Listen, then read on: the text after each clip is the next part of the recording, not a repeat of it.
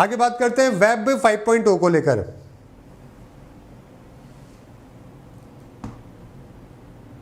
है ना, चलिए ठीक है, एक बार शेयर कर देना वीडियो को गाइस, ताकि और भी लोग ज्वाइन कर सके। चलो आगे बात करते हैं वेब 5.0 को लेकर। तो देखो अभी रिसेंटली सीईओ के जो पहले आप ट्विटर किसके द्वारा बनाया गया था, याद है ना, जैक डॉर्सी, बहुत ही फेमस नाम है ना, ट्विटर के हेड थे पहले, सीईओ भी थे पहले, अभी तो अग्रवाल साहब बन गए, पहले तो कौन थे अपने, जैक डॉर्सी थे। तो जैक डॉर्सी की एक बिटकॉइन टेक्नोलॉजी कंपनी है जिसका नाम है द ब्लॉक हेड। उस कंपनी ने ये बोला है, जैक डॉर्सी ने ये बोला है कि हम लोग क्या ना वेब 5.0 है जो कि बनाएंगे। वेब 5.0 का एडवांटेज क्या होगा कि इसके अंदर सारा डाटा का प्रोटेक्शन, जो भी आप काम में ले रहे हो इंटरनेट के ऊपर, मतलब जो भी आपका जो पूरा डाटा है ना, उसकी सोल ओनरशिप जो है वो आप ही की होगी। कोई भी आपका डाटा जो है वो आपके परमिशन के बिना नहीं ले पाएगा। जो ओनरशिप होगी ना डाटा की और आपकी आइडेंटिटी की, ये पूरी तरीके से किसके पास होगी, इंडिविजुअल के पास होगी। आज के टाइम पे होता क्या है, आप फेसबुक यूज कर लो, कुछ भी यूज कर लो, कोई से भी कंपनी उठा लो आप बड़ी, जिसके पास में यूजर बहुत सारे हैं, है ना, उनके पास यूजर बेस आता है, पहले तो वो कुछ बेचने की कोशिश करते हैं, उसके बाद गूगल का तो आर्टिफिशियल इंटेलिजेंस आपको मालूम ही है, जो आप देखते हो उसी के ऐड आपको दिखाता है ताकि आप कोई ना कोई सामान खरीद सको। वो आपको सामान बेचने के लिए प्रमोट करता है, आपको ऐड दिखाता है। आप एक काम करो, गूगल के ऊपर लिख लो नाइकी के शूज लिख दो, है ना, अब आप देखोगे कि जहां पर भी आप जाओगे, जो भी अगर आप वेबसाइट पे जाओगे, हर जगह आपको नाइकी के जूते ही वो दिखाता रहेगा। क्यों? क्योंकि आपका डाटा उसके पास में है, तो वो आपको उसके इंटरेस्ट के हिसाब से आपको हर जगह पे ऐड दिखाता रहेगा, आपको खरीदने में मजबूर कर देगा। समझ गए? अभी ये होता है, कोई भी आप ऐप काम में लेते हो, कुछ भी लेते हो, तो आपका डाटा 10 जगह पे जो है वो जाता है, कोई आपको फ़ोन करेगा, आपका डाटा बहुत जगह पे घूमता है, मतलब आपको आइडिया भी नहीं है, इतनी जगह पे आपका डाटा खरीदा बेचा जाता है। समझ रहे हो? अब क्या होगा, वेब 5.0 के बाद में आपके पास दो ऑप्शन होंगे, या तो आप अपना डाटा को सिक्योर कर लो, या अगर आपको लगता है कि यार ठीक है थोड़े पैसे कमा लेते हैं, तो आप अपने खुद का डाटा को भी अलाउ कर सकते हो किसी कंपनी को देने को लेकर। उससे आपको क्या मिलेगा, थोड़ा पैसा मिलेगा। तो इंसान, एक इंडिविजुअल क्या कर सकता है, खुद के डाटा से भी पैसा कमा सकता है या फिर उसको सिक्योर कर सकता है। दोनों ऑप्शन है जो कि उसको मिल जाएंगे, जो कि आज के टाइम पे नहीं मिलते, है ना। आम आदमी के पास में तो है क्या, एक आधार के अलावा ठीक है वो वाली बात है। लेकिन इससे जो है चीजें आगे बढ़ जाएगी। www जब आया था तो पूरी दुनिया जो है वो कनेक्ट हो गई थी, आपको मालूम है ना। हम लोग एक कॉमन नेटवर्क है जो कि काम में लेते हैं। ओके, तो दुनिया में सबसे पहले क्या आया, वेब 1.0 आया।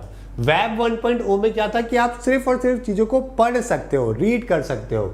समझ गए? ये first generation global digital communication था, जहां पे आप क्या कर सकते हो, सिर्फ चीजों को पढ़ सकते हो। फिर वेब 2.0 आया, जहां पे आप रीड के साथ में राइट भी कर सकते हो, लिख भी सकते हो, जैसे कि फेसबुक और ये सब आए, है ना, जहां पे आप पढ़ भी सकते हो और आप लिख भी सकते हो, राइट कर सकते हो इंटरनेट के ऊपर। समझ गए मेरी बात? Read and right. ओके, समझ गए? उसके बाद आज के टाइम पे जो काम चल रहा है वो मेजरली काम चल रहा है वेब 3.0 के ऊपर। इसमें क्या होता है कि आप रीड और राइट तो कर सकते हो, लेकिन आप इसमें वीडियो के ऊपर भी, वर्चुअल रियलिटी के ऊपर भी काम हो रहे हैं। आर्टिफिशियल इंटेलिजेंस हो गया, इंटरनेट ऑफ थिंग्स हो गया, ऑक्यूलस, है ना, आईमैक्स और ये सब जो टेक्नोलॉजी है ना, मेटावर्स जो हम लोग बात करते हैं, वीडियो के थ्रू कनेक्ट करना, तो ये सब चीजें जो है रीड एंड राइट के अलावा एग्जीक्यूट भी आपको 3.0 में देखने को मिलती है। अब ये जो वेब 5.0 है ना, ये तो नेक्स्ट लेवल चीज है। ये क्या करेगा, 3 को प्लस 2 को दोनों को मिला देगा। समझ गए? और ये बोल रहा है कि अब जो भी चीजें होंगी वो सारी आपके हाथ में होगी। कोई भी सरकार, कोई भी कंपनी आपके डाटा को कंट्रोल नहीं कर सकती। समझ गए मेरी बात? आपकी डाटा की पावर सिर्फ आपके हाथ में होगी, है ना। तो ये पूरी तरीके से डिसेंट्रलाइज्ड होगा। ब्लॉक हेड ने बोला कि ये एम क्या है कि हम लोग एक ऐसा एक्स्ट्रा डिसेंट्रलाइज्ड वेब बनाएंगे जो कि आपके हाथ में सिर्फ कंट्रोल देगा, किसी भी और कंपनी, ओनरशिप जो होगी इंटरनेट के ऊपर, कंट्रोल जो होगा वो आपके ऊपर होगा। कोई भी गवर्नमेंट या कोई भी बिग टेक कंपनी आपके डाटा के साथ में खेल नहीं पाएगी। समझ गए? अब इसका सिग्निफिकेंस क्या है? सिग्निफिकेंस तो ये है कि पूरी दुनिया में जो आइडेंटिटी का कंट्रोल आपके हाथ में दे रहा है ना, आपका पूरा डाटा आपके हाथ में जा रहा है। समझ रहे हो? क्या आपको इसको एनोनिमस रखना है या फिर आपको सेल करना है किसी भी वेंडर को मोनेटाइज करने के लिए, ये पूरा का पूरा आप ही के पास में फैसला होगा और आप ही जो है इसके ऊपर फैसला ले सकते हैं।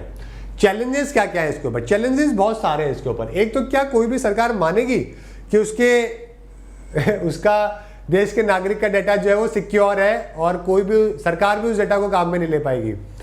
क्या इस चीज़ को लेकर सरकार कोई भी मानेगी? ये एक बहुत बड़ा कंसर्न है। दूसरा ये है कि पॉलिसी को लेकर, है ना। तीसरा कि इसके सेफ्टी सिनेरियोज को लेकर। तो ये कुछ 2-3 पॉइंट्स हैं, ओके, जिसको लेकर इसके चैलेंजेस देखने को मिल रहे हैं। एक ब्लूप्रिंट और एक पॉलिसी जो है पहले इनको बनानी पड़ेगी, रियल वर्ल्ड कंडीशंस को दिखानी पड़ेगी, तब जाके हो सकता है कि पूरी दुनिया में इस चीज़ को एक्सेप्ट है जो कि किया जाए। रिसेंटली साइंस एंड टेक की जो हाई लेवल की बातें होती है वो आपको पेपर में भी देखने को मिलती है। जैसे कि लास्ट ईयर दोस्तों सिविल सर्विसेज के अंदर 2020 में सवाल आया था ब्लॉकचेन टेक्नोलॉजी का। देखो बच्चों वाला सवाल था, समझ गया मेरी बात, कि ये पब्लिक लेक्चर है जो कि everyone can expect but no single user control. क्या कोई सिंगल यूजर का कंट्रोल होता है ब्लॉकचेन पे? नहीं होता ना। बिल्कुल सही बात तो है एकदम, समझ गए। इसके अलावा ये सिर्फ और सिर्फ क्रिप्टो करेंसी के अंदर ही होते हैं। ऐसा है क्या? ब्लॉकचेन क्या सिर्फ क्रिप्टो करेंसी में चलता है क्या? ये क्या बात हुई यार, बहुत जगह पे काम में आ रहा है आज के टाइम पे। तो सेकंड गलत हो गया, सेकंड गलत, तो ये भी गलत, ये भी गलत, समझ गए। तीसरा है application that depends on basic feature of the blockchain can be developed without anybody permission. Okay, ठीक है, तो ये बिल्कुल सही बात है, किसी की परमिशन लेने की जरूरत नहीं है। तो 1 और 3 आपको यहाँ पे बिल्कुल सही जवाब हो जाएगा। तो ये सवाल आया था।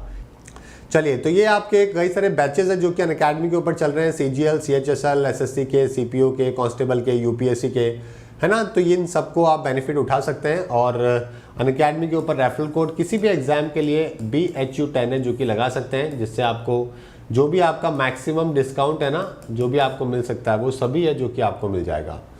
ठीक है गाइज, चलिए, तो ये सब ऐप डाउनलोड करके आप यहाँ पे नीचे की तरफ है जो कि आपको लगाना है। अगर आप जॉब करते हैं तो एक बच्चे की education smile for all society.org की वेबसाइट पे जाके एक हैप्पीनेस सब्सक्रिप्शन के थ्रू कर सकते हैं 500 रुपये पर मंथ में, जिसमें आपको प्रोग्रेस रिपोर्ट, अटेंडेंस, फी रिसीट सब कुछ आपको मिल जाएगी।